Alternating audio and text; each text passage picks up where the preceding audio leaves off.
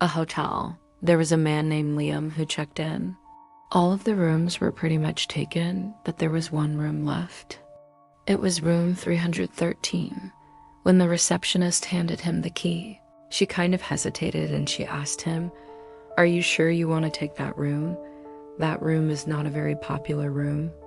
There's something about that room, I don't know. People just get weird vibes from it." But Liam didn't care. He was desperate. He needed a place to hide. He needed to disappear. So he thanked the receptionist for the key, and he took it, and he went up to the third floor, and he opened the door to room 313. The room was horrible. It smelled like mold and old wood. The wallpaper was peeling like skin.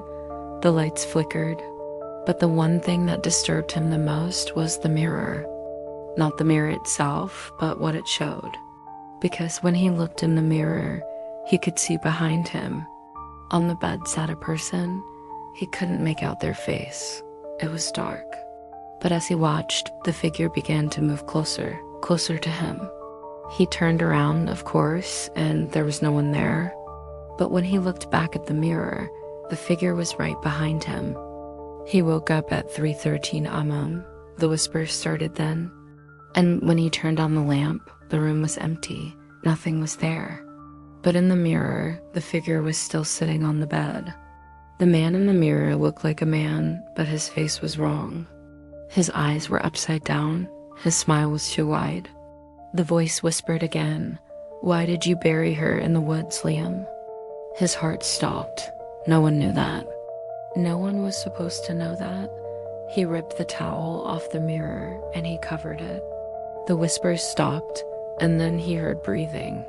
He turned around. There was no one there. He ran to the door.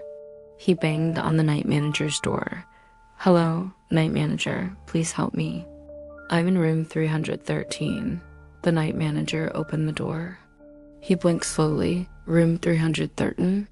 That room was sealed off 10 years ago. A man hanged himself in there after confessing to a murder. Liam laughed. It was a desperate laugh. "No, I'm in room 313. The night manager shook his head. "There is no room 313. Liam turned to look back at the room, but the hallway was gone. There was only the door, room 313, closed. And behind it, the whisper started again. "I remember what you did." So now, every night at 3:13 a.m., someone checks into room 313, but no one ever checks out. Thank you.